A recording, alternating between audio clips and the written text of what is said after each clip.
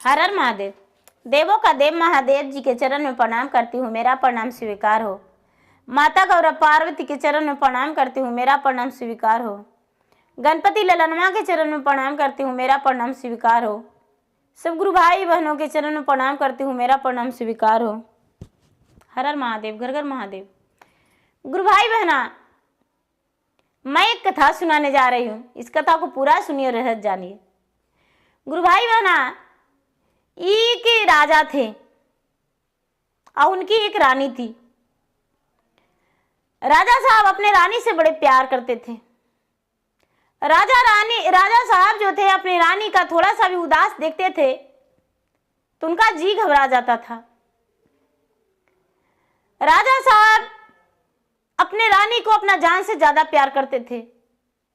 लेकिन गुरु भाई बहना, राजा साहब का 2 बच्ची थी और 2 बच्ची जन्म लेने के बाद रानी का मृत्यु हो गया। और जब रानी का मृत्यु हो गया तो गुरु भाई बहना, राजा साहब तनिक भी देर नहीं लगाए।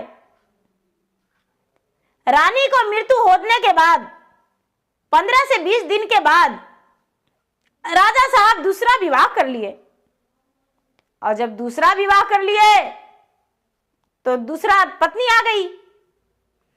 अब दूसरा पत्नी आ गई तो जब भी राजा बात करते तो दोनों बच्चा जाके परेशान करता।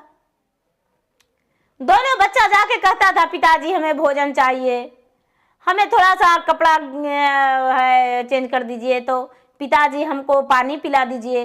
अब माँ नहीं थी गुरु भाई बहना तो पिता से ही कहती और सौतेली माँ से कहती थी। अब राजा साहब दोनों बच्चे से बड़े तंग आ गए और सौतेली माँ भी। दोनों रात में सोए हुए आपस में बात किए कि राजा साहब, हम लोग का नई नई शादी हुआ है और 2 बच्ची है, हम लोग का बीच में आ जाती है, इसको जंगल में छोड़ लाइए, अच्छा रहेगा। राजा भी बोले कि हाँ, इसको जंगल में छोड़ देंगे। गुरु भाई बहना, सवेरा हुआ और राजा साहब दोनों बच्ची को बैठाए और घोड़े सवार होकर बोले कि तुम्हें नानी घर ले जाते हैं, और ले जाकर और जंगल में छोड़ दिए। जंगल में छोड़ दिए, घना घोर जंगल में। अब सांझ हो गया। जब सांझ हो गया गुरु भाई बहना, तो उसका सहारा कोई नहीं था। अब दोनों बच्ची बैठ के रोने लगी। दोनों बच्ची बैठ के रोने लगी तो कहते हैं कि भगवान किसी को न किसी को मदद के लिए भेजते हैं। गुरु भाई बहना, एक राक्षसी थी उस जंगल में, जो कि प्रतिदिन वो किसी को न किसी को खा जाती थी। तो जब राक्षसी देखी दोनों बच्चन के तो सोचती है कि अरे 2 बच्चा है, इसको यदि 2 बड़े करके देंगे पोस पाल के तो कई दिन शिकार चलेगा और नहीं तो मेरा घर में दाई बन के रहेगा। दोनों बच्चन को राक्षसी ले गई और राक्षसी ले जाकर अपना झोपड़ी में रख दी। गुरु भाई बहना, अब राक्षसी जो थी बड़ी प्रेम से उसे भोजन कराती थी और राक्षसी चल जाती थी तो एक बंदरिया था। तो बंदरिया जो था, बंदरिया के ये राक्षसिनिया पोस के रखी थी अपना घर गोरने को लिए। तो बंदरिया जो थी, बंदरिया प्रतिदिन इसको कहती थी कि देखो, ये राक्षसिनी है, तुम जब बड़ा होवेगी तो ये खा जाएगा, भोजन करेगा। हम तो इसको शरीर पर कूदते हैं, गाजते हैं तो इसको नींद आ जाता है, इसीलिए हमको रखी है, और तुम्हें तो कच्चे चबाएगी। लेकिन गुरु भाई बहना, ऐसा कुछ नहीं उसे समझ में आता था। धीरे धीरे समय बीतता गया। प्रतिदिन राक्षसी किसी को ना किसी को खाती थी और खा के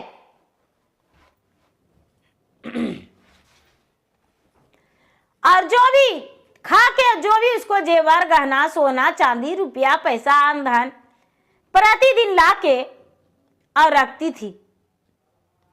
गुरु भाई बहना रक्सिनिया के तो कोई था नहीं, वो तो रक्सिनी रक्सिनी बन के भोजन करती थी।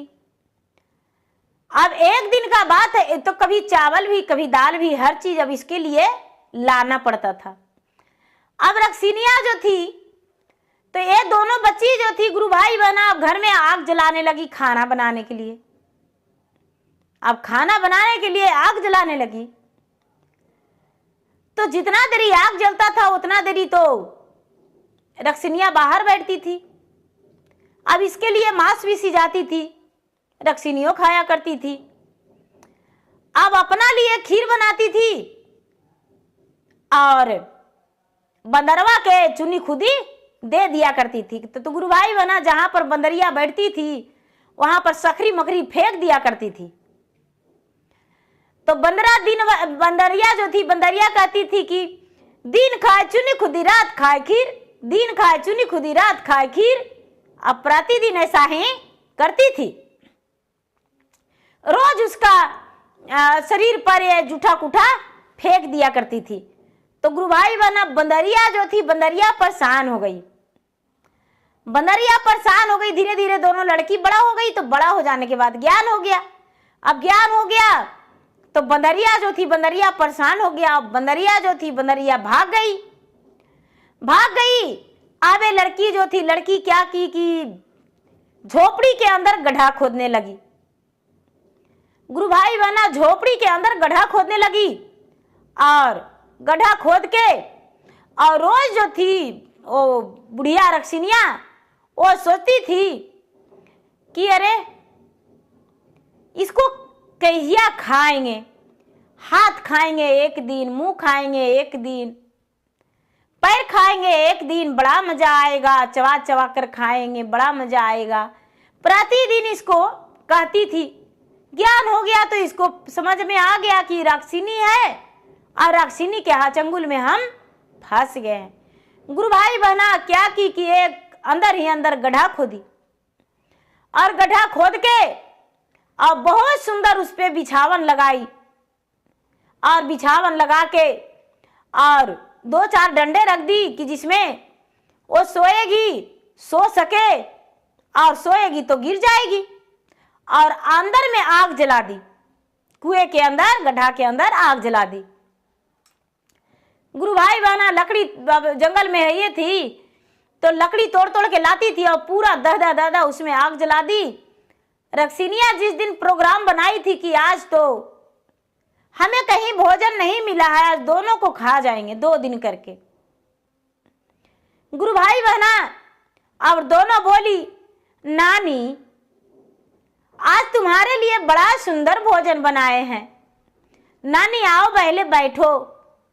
गुरु भाई बहना जब भी बुढ़िया आती थी तो नानी प्रणाम नानी प्रणाम नानी, नानी और नतनी के रिश्ता बंध गया था।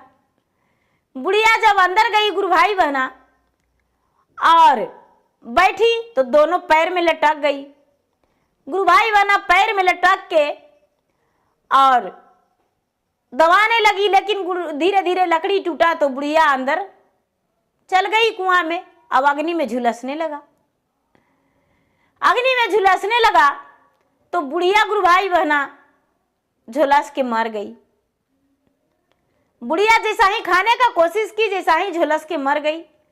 अब बुढ़िया के घर में तो ये प्रतिदिन रहवे करती थी, देखती थी ये लड़की तो देखती है कि इसके घर में सोना चांदी अन्न धन बहुत सारा रुपया पैसा भरा हुआ है।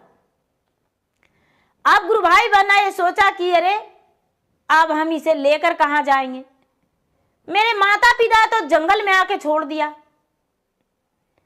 अब कुछ दिन उसी जगह बिताने लगी तो उसी रास्ते से एक राजकुमार घोड़े सवार होकर जा रहा था। अब ये लड़की लकड़ी तोड़ रही थी। गुरु भाई बहना लकड़ी तोड़ रही थी तो जो बंदरिया थी, बंदरिया फिर लौटी और कहती है कि दिन खाए चुनी खुदी रात खाए खीर, आएगी रक्सिनिया बुढ़िया तो तुम लोग के तो खा जाएगी। दोनों कहती है कि अरे जाकर देखो उसको हम मार दिए।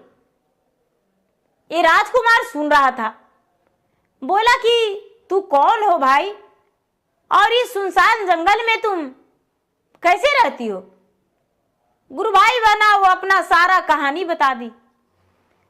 क्या कहूं, मैं एक राजकुमारी हूं, मेरी माता बचपन में मर गई थी और मेरी सौतेली माँ आई, तो पता नहीं क्या हम उसे दुख दिए वो मुझे पता नहीं। मैं नादान थी, बच्चा थी, मेरे पिता ने जंगल में छोड़ दिए, और एक बुढ़िया थी जो मुझे पोसी पाली, लेकिन पता चला कि वह राक्षिनी थी, मुझे खाने के लिए तैयारी की, तो हम उसे अग्नि जल में जलाकर मार दिए। अब मेरे पास कोई भी नहीं है कि हम उसके साथ रह सके, इसीलिए जंगल में ही रह रहे हैं। क्या करें, मेरे पास धन संपत्ति तो बहुत है, लेकिन मेरा परिवार नहीं है। गुरु भाई बहना और राजकुमार बोला, मुझसे शादी करोगी।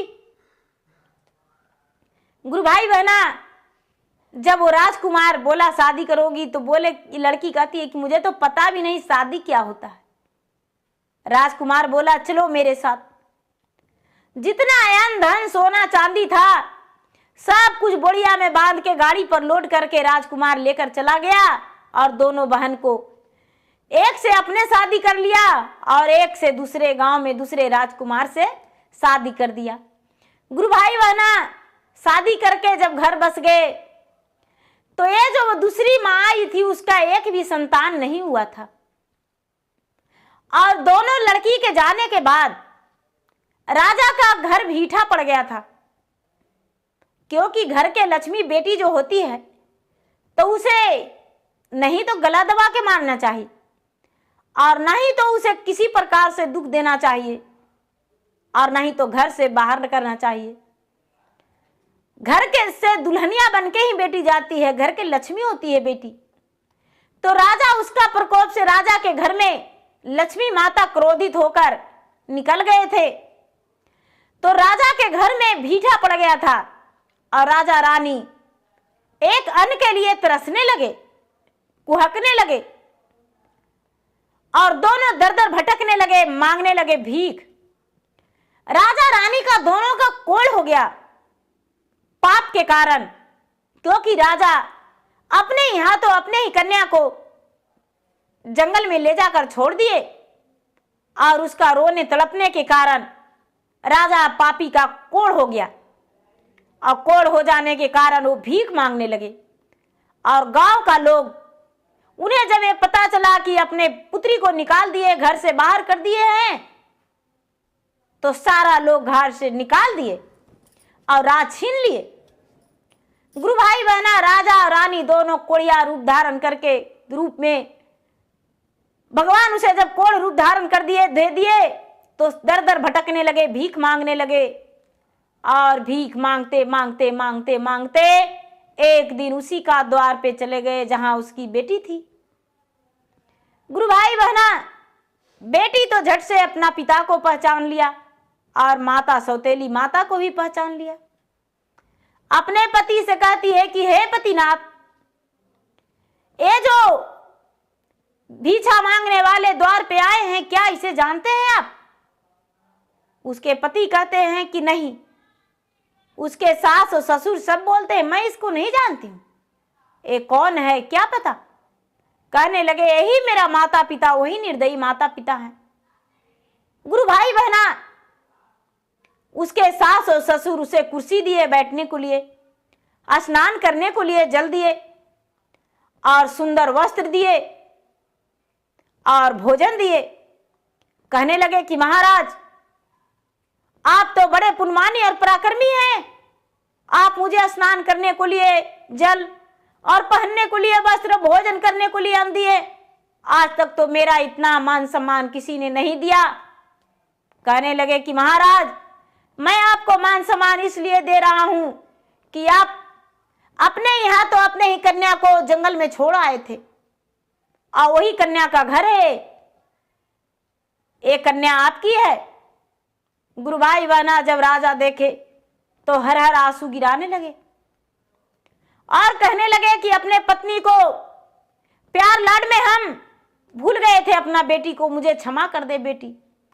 गुरु भाई बहना, बेटी जो थी अपने माँ को, अपने पिता को अपने घर में रख ली और उन्हें दवाई इलाज करवा के ठीक कर दी। उनका कोढ़िया का शरीर ठीक हो गया। भगवान से मन्नतें की, भगवान से क्षमा मांगी कि हे भगवान, मेरे माता पिता को क्षमा कर दीजिए, मेरे माता पिता का शरीर कोढ़ का है जो ठीक हो जाए। गुरु भाई बहना, राजा रानी का शरीर कोढ़ जो था ठीक हो गया। बच्चे का ममता आया, लेकिन माता पिता का ममता अंदर से मर गया था। लेकिन गुरु भाई बहना, बच्चे ने देखी तो अपने माता पिता को पहचान के, अपना के और अपना घर में जगह दे दी। गुरु भाई बहना, माँ तो माँ होती है, लेकिन माँ नहीं, माँ कसाई थी। पिता तो पिता होते हैं, लेकिन पिता निर्दयी थे। बेटी का प्यार अटूट था। अपने माँ को और पिता को अपना घर में जगह देकर और उनके इलाज भी करवाई और उन्हें भोजन, रहने खाने का व्यवस्था भी की।